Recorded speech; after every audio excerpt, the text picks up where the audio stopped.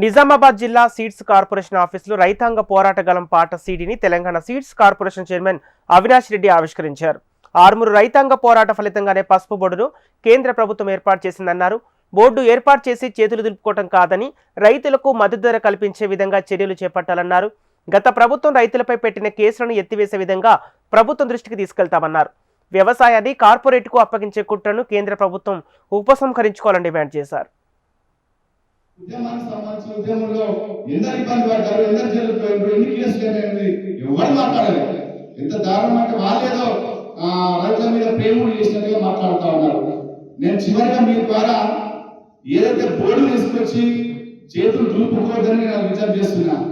మనం కూడా బోర్డు వచ్చింది, ధర వస్తుందని మనం ఊరుకుంటే అది మన మూర్ఖత్వం అవుతుంది. ఖచ్చితంగా ధర రావాలి.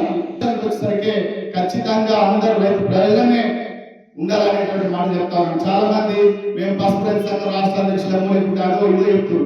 కానీ బాధ ఏంటంటే ఎన్నడూ కూడా ఉద్యమంలో పాల్గొనాలి రైతు సంఘం చెప్తున్నారు.